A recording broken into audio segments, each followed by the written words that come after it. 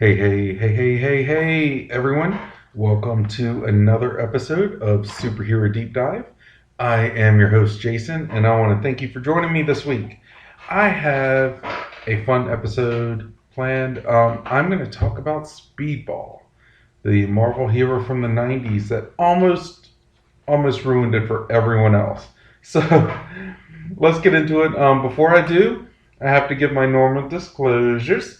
So the information pulled today is from different sources across the internet and may or may not be completely complete, but they do give a really good insight on the current superhero that we're talking about.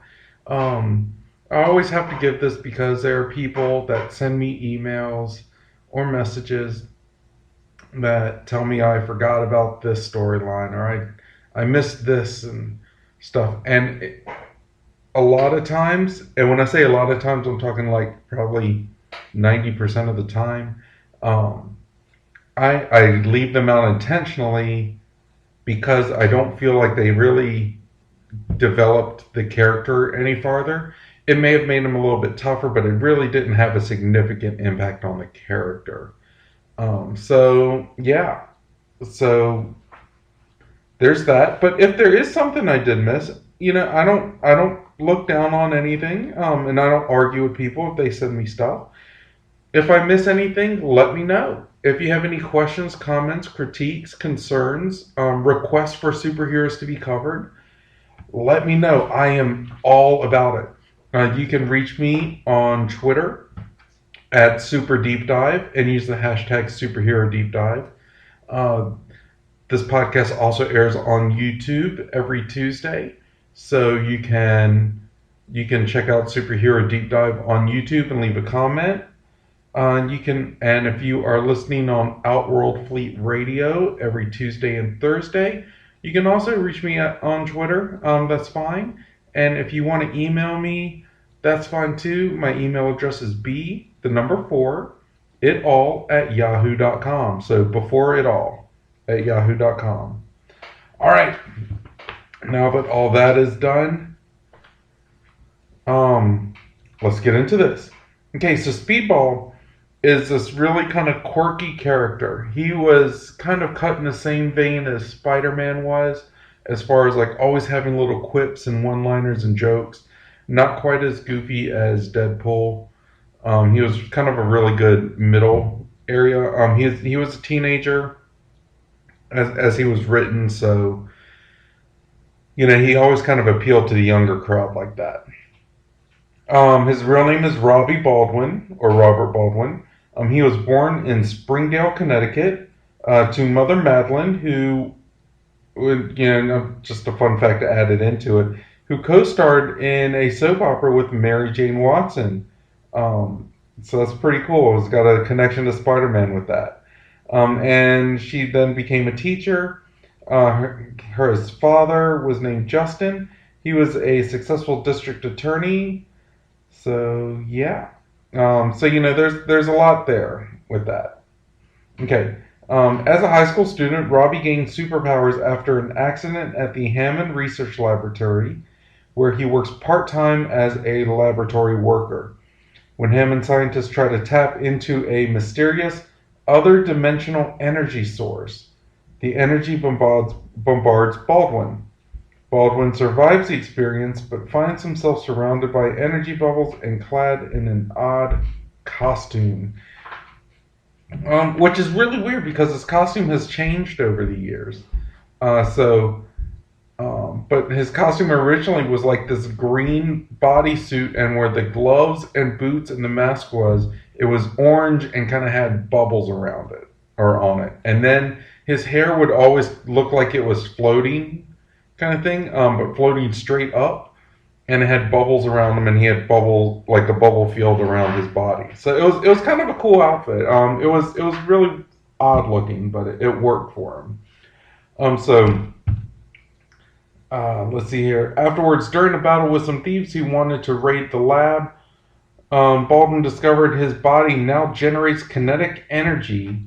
And it does it in a field that protects him from impact and makes him into a bouncing dynamo of kinetic energy. Calling himself Speedball, Baldwin becomes a crime fighter in his hometown of Springdale, Connecticut. Baldwin's parents have marital problems while he secretly leads his double life. This situation leads to domestic stress that escalates over time, driven partly by the conflict between Robbie and his father, who, of course, is a district attorney and is expected to uphold Springdale's ordinance against costume superheroes and has an extreme prejudice against them. So we've seen it in every cartoon or whatever. They don't like the vigilantes. They don't like them. They don't like superheroes because they separate themselves and they operate on their own and all that stuff. So whatever.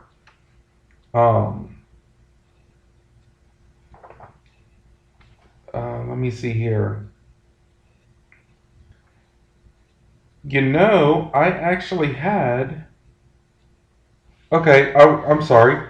I put one section of his history into another section where I was talking about his powers. So let me find where I am. All right. So, let's see here. Okay, cool. Yeah, I've got it. Okay, so during a shopping trip to New York City with his mother, he saw a battle breaking out involving Terrax, the former Herald of Galactus. Joining the fray among the other heroes that would subsequently become the founding members of the New Warriors, Robbie agreed to join them as well after Terrax was defeated. So he saw Nova, Night Thrasher, I believe Marvel Boy at the time, who later becomes Justice, and Firestar. And I think Namorita, which is Namor's cousin, which we'll probably be talking about soon. He joined all of them. It was a really cool team. It was probably one of my favorite superhero teams of all time. It was just written really well. It was cool. I suggest you all to look it up and go for the 90s issues, not the newer teams. Just to throw that out there. Alright, but despite the long distance he often had to travel, Robbie stayed with the New Warriors for a long time, quickly becoming an annoying but lovable kid brother to the older warriors and continuing to grow in the development of his powers. Shortly after joining the team, he asked his teammates to join him in investigating the long absence of his mother, who had joined a fanatical ecological watchdog group, Project Earth. The warriors discovered the group wanted to kill Baldwin's mother as her celebrity status would prove to make her, or should have kind of like make her a martyr to their cause. Robbie helped save his mother and defeat Project Earth, and in doing so revealed his identity to her. Although shaken, she supported her son's lifestyle as a superhero, and they kept it a secret from the father. Let's see, Speedball had battled numerous villains with the New Warriors, including Terrax, the Sphinx, the Puppet Master, Gideon, Forces of Nature, Synex, and the Folding Circle. At one point, the cosmic villain Magus created evil doppelgangers of Earth's heroes, and Robbie's duplicate used its powers to virtually destroy the town of Springdale. It also confronted Robbie's parents, and Robbie was forced to kill his duplicate. This led to his father discovering his secret identity, and Justin Baldwin denounced his son because of what he saw as vigilantism. So if we look at this I believe was kind of a way of like a coming out story. There's a lot of parallels to this, and someone coming out in the LGBTQIA plus community. When they're afraid of coming out to their parents, usually one parent knows and kind of keeps it a secret. Normally, stereotypically, I would believe it's the mom. He got put in a situation where he had to expose himself. He had to let the truth out.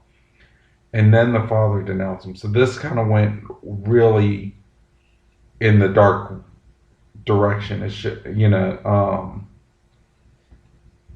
But he had to protect the people he loved, even if it meant losing them. So, kudos to you. Robbie's parents got divorced, and Robbie chose to live with his mom in New York because his dad denounced him.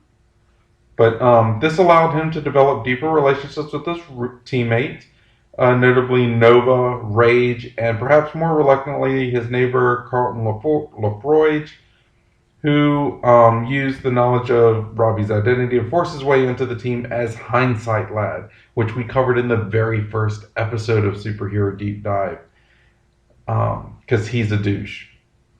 All right, so when there's a hero named Timeslip, they joined the New Warriors, and they told visions of Speedball's death. Timeslip and Robbie nevertheless developed the beginnings of a romantic relationship while seeking the truth behind these visions. At the same time, despite Speedball's ever-increasing control over his powers, Robbie began experiencing severe spikes in his power levels that wreaked havoc over his immediate area. The Warriors were confronted by the Sphinx, who claimed the presence of Speedball was creating chaos with time itself. They were also confronted with the evil techno-organic being named Advent. The Sphinx succeeded in killing Speedball before escaping, and Advent left for the future. Timeslip, holding Speedball when he died, received memories from him in his dying moments. Memories of a citizen from the future named Darian Grobe. Grobe, who is the son of the man who would later become Advent, hoped to undo the meddling of his father had done by traveling through the kinetic dimension into the past. He used futuristic technology to become a duplicate of Speedball, replacing him when he was trapped in the kinetic dimension by the Sphinx several months before. Timeslip used her knowledge and powers to transport the New Warriors to the future. There, a holographic persona of Darian helped the Warriors to undo all of Advent's manipulations. Ultimately, the team had to enter the kinetic dimension to escape the future before it became remade, and they brought back the true Speedball while returning home. That's a hell of a resurrection story. I mean, that's crazy. Okay, so that's some of his basic history. There's more. We're gonna go into it because he's got a rich history. When he first started, he also actually tried to go for or try out for the Avengers. He was denied the Avengers because Captain America said his fighting style was too unrefined. Isn't that a load of shit? I'm sorry for my language, but isn't that a load? That makes no sense. He also, when he was in the New Warriors, they also fought the Fantastic Four. As superheroes normally do when they first meet, they fight. Speedball beat Mr. Fantastic because Mr. Fantastic could not contain Speedball's kinetic energy. So that's pretty awesome. He beat one of the founding members of the Marvel Universe, period. So just remember that. Alright. So, Speedball. He was also related to the comic event Civil War. Now, the New Warriors, they were a different team at that point, and they kind of had like a reality show that they would film as they were solving crimes or fighting supervillains. So the New Warriors attempted to apprehend a group of supervillains in Stamford, Connecticut for their TV reality show. Nitro, one of the criminals, created an explosive blast that killed 612 civilians, including 60 children, as well as the New Warriors, with the exception of Baldwin. So, he was kind of like their de facto leader at this point. So he led that charge, and these supervillains were in a neighborhood. So when the villain Nitro exploded, he killed all these people, but this wouldn't have happened if Speedball would have done the better planning, and his actions put all these people at risk because of where they were at, and he led that attack. So the event triggered the push for superhero registration at the heart of the superhuman Civil War. Baldwin was presumed dead after the incident, but he was found alive after the blast launched him over 500 miles. Baldwin's kinetic field kept him alive, but it burnt out as a result. Okay, after awakening from a coma, Baldwin was arrested by S.H.I.E.L.D. and placed in federal prison. After he discovered his powers were still functional, Baldwin has taken to the new penitentiary called Negative Zone Prison Alpha. Reed Richards, the facility's creator, offered Baldwin the chance to testify before the U.S. Congress. On the steps of the Capitol building, Baldwin was shot by an assailant and taken away in an ambulance. Baldwin recovered from the wound, and Richards determined that Baldwin's powers were evolving. Baldwin later thwarted an escape from the prison and said that he would comply with the Superhuman Registration Act. Okay, this is coming to the end of Speedball. Baldwin ordered a new suit of armor that featured 612 internal spikes that caused him constant pain, symbolic of the 612 deaths he felt responsible for. 60 of those spikes actually broke his skin. Those 60 spikes were symbolic of the 60 children that died in Nitro's explosion. He joined the newest incarnation of the Thunderbolts at this point under the name Penance. I'm going to attempt to do a separate episode on Penance because this was a huge shift for him. This was a huge shift, and it's better to tell it as a second character. Speedball was kind of one persona. Penance is completely mirror image. So let's not do that right now. Let's not get into Penance. But yeah, so this is a man that he was always kind of joking. He was always goofy. And then he ended up being responsible for over 600 lives lost, 60 of which were children. You know, that's a tremendous weight to have on your shoulders. So that's insane. We're not going to talk about that part as much because I want to save that for Penance.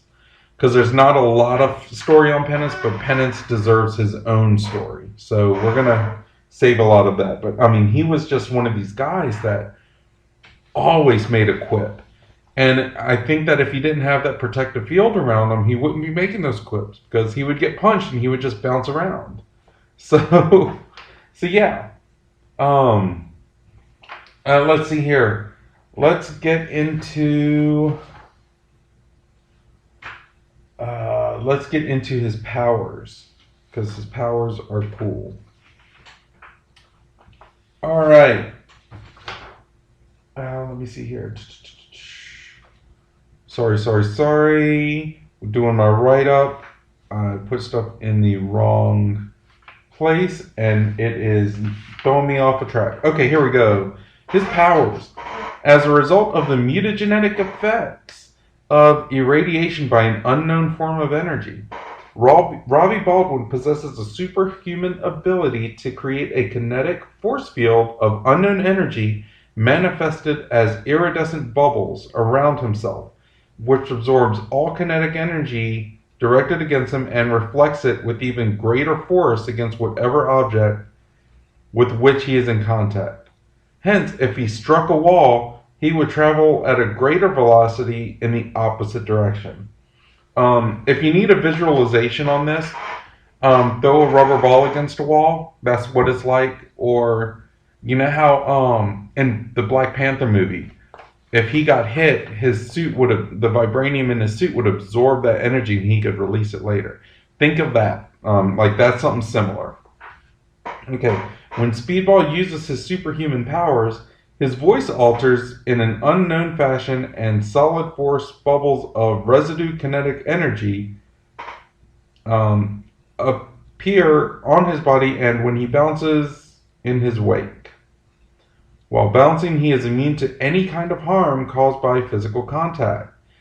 Speedball's power activates automatically when any physical contact occurs above a low level that has not yet been precisely determined.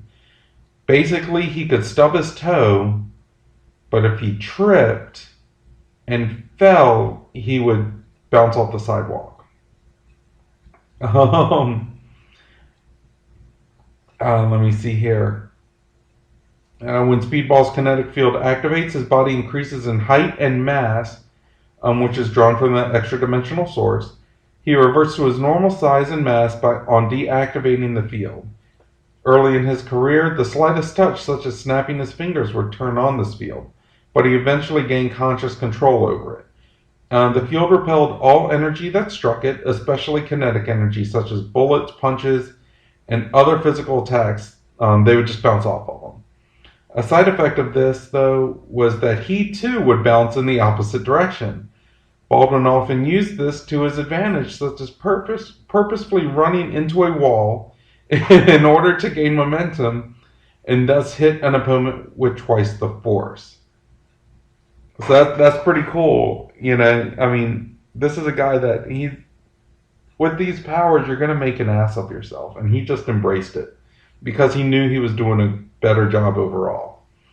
Well, with the Warriors, Baldwin gained far greater control over his powers via a combination of experience in battle and Night Thrasher's mentorship off the battlefield. Let's see here.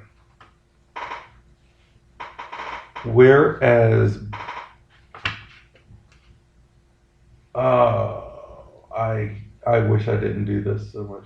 Okay, whereas Baldwin could barely bounce in the direction he wanted, he eventually became more proficient at controlling his leaps and using his powers in various ways, such as to deliver impressive blows and even to project a stream of kinetic energy from his bubble field at a distance.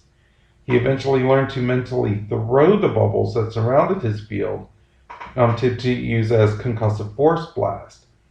He was able to somewhat deflect Sienna Blaze's electromagnetic attack that no one short of the Hulk could have withstood, as well as resist the Omnipath Game Master's telepathy, one of the few people in the world to do so. So his power set's pretty freaking impressive. I mean, can you imagine if the Hulk punched him, he reflected, like he bounced off a wall and back at the Hulk. So he would hit the Hulk with twice the force that the Hulk hit him at. That's pretty awesome. That's pretty awesome. Let's be realistic about that. And with his bouncing, when he learned to control it, it was kind of like what Captain America does with the shield, right? So there's a lot of potential there. Like there's a whole lot of potential. So yeah. So fun facts about Speedball. Aside from getting rejected from the Avengers, aside from beating up Mr. Fantastic, Speedball made a brief cameo appearance in the Fantastic Four animated series. He is seen in the episodes to Battle the Living Planet and Doomsday. Speedball can also be seen in Ultimate Spider-Man Web Warriors. He's shown in the episodes Agent Venom and The Next Iron Spider as one of the young superheroes inspired by Spider-Man on Nick Fury's list, which has been hacked by the Taskmaster. Speedball was also set to appear in a live-action New Warriors TV series portrayed by Callum Worthy before that series was shelved. I don't know a whole lot about that. I don't even know who Callum Worthy is. Let me look him up because that's what we do, I guess. Okay, Callum Worthy. Okay, Callum Worthy was in a Disney show called Austin and Ally. He was the goofy friend.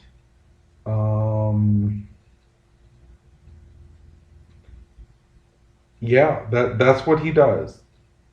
And apparently he was arrested. I don't know what he was arrested for. Do I have to look it up? I don't have to look it up. Whatever. He did something. He did something that Disney stars do and gets arrested for it. So, not happy with that casting, but whatever. I'm glad. In that case, I'm glad it was shelved. But yeah. So he's got a lot of stuff going on. Let's see here. Speedball also made a brief appearance in the Amazing Spider-Man Lethal Foes video game, which was only released in Japan, between levels to talk to Spider-Man. Robbie Baldwin is mentioned in the Ultimate Spider-Man video game when Spider-Man jokes that Speedball is faster than the Human Torch. Robbie Baldwin is also a playable character as Penance in Marvel Ultimate Alliance 2, voiced by Benjamin Diskin. And Speedball's voice is heard during the Stanford cutscene. I have Ultimate Alliance 2. I might have to look that up. Baldwin also appears in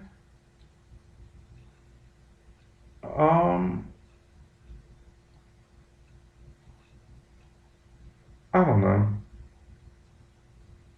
I don't know.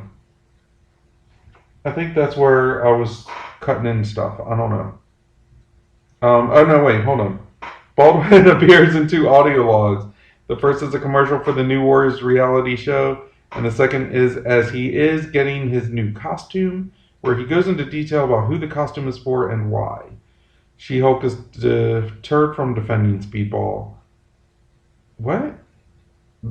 I'm sorry, guys. This is where things got mixed up. With the whatchamacallit. This is where things got mixed up with the research. So I'm sorry, but okay. So yeah. So let's just say his voice is heard during the cutscene. I don't know all this other stuff.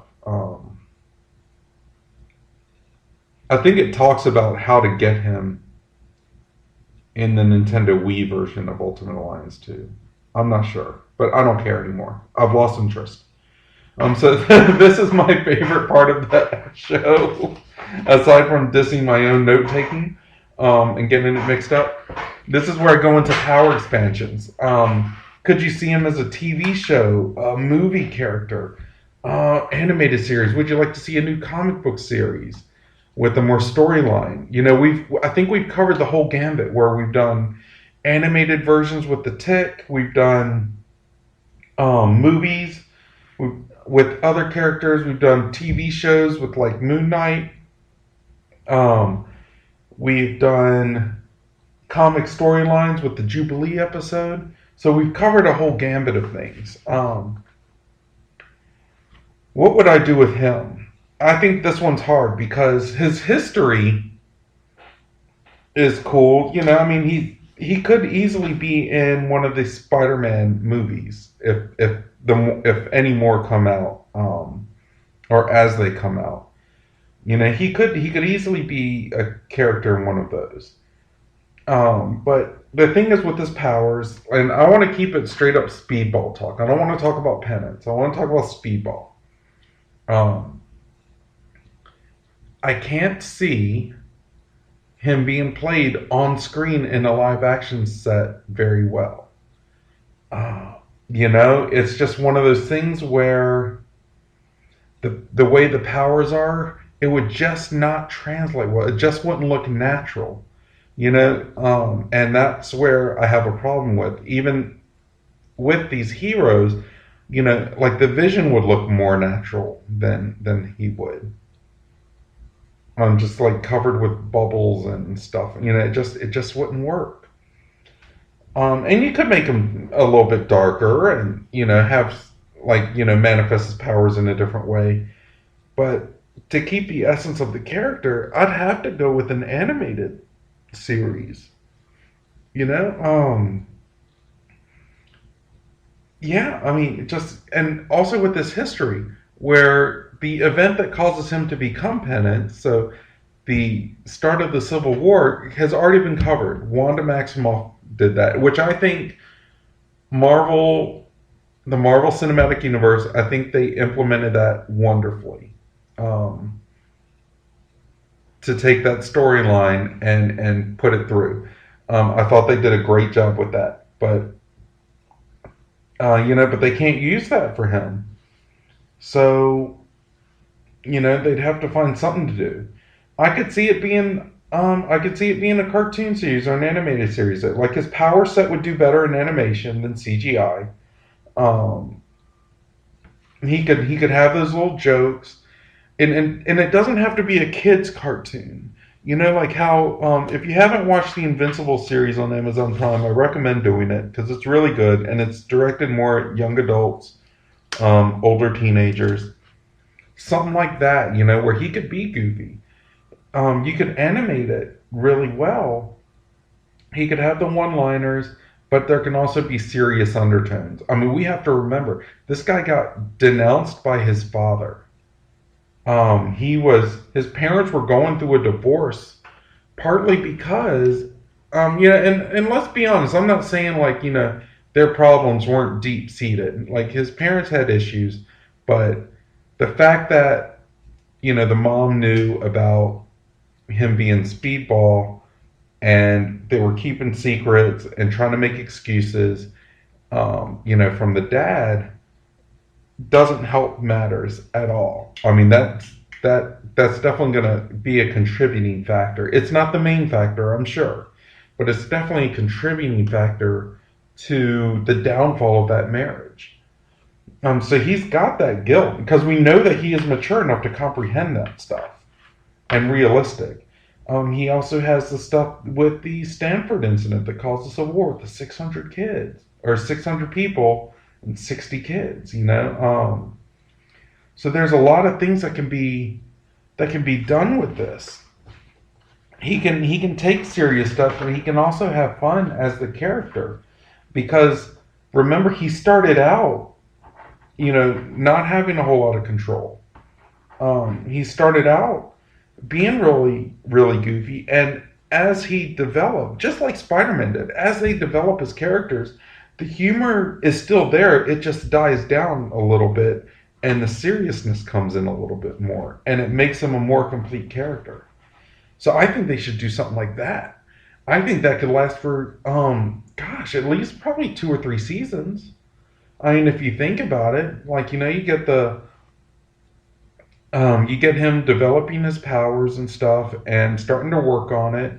You have cameos by Spider-Man. He's good friends with Nova. Other kind of teen-oriented superheroes.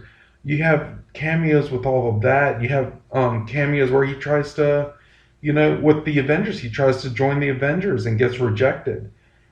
He ends up running into the Fantastic Four. What if he gets in a fight with the Hulk in one of the episodes? I mean, there's so much stuff that could happen that could be original stories and make for a great character. But he's also got to deal with his parents. He's also got to deal with them getting a divorce.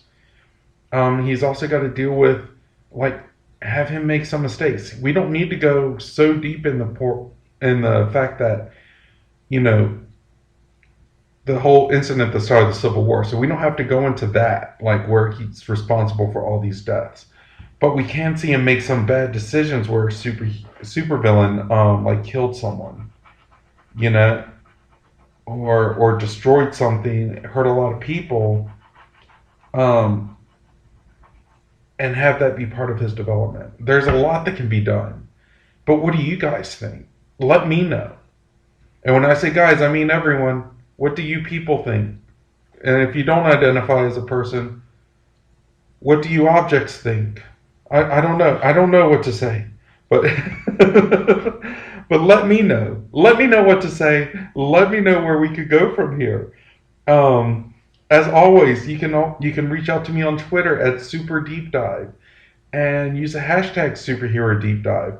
You can email me at b4itall@yahoo.com. So it's b4itall@yahoo.com. You can, if you're watching this on YouTube, you can leave a comment. I would love to hear from you. And all the contact information's there. And if you're listening, wherever you listen to your favorite podcast, be sure to check out all the other Talk Nerdy to Me network shows like Nerd Alert, Friends with Benefits with Chris and Chris, which is actually my favorite podcast. We have some other ones that just came up too. And I'm sorry, but the name escapes me. I'm looking it up right now because I want to give them their proper due.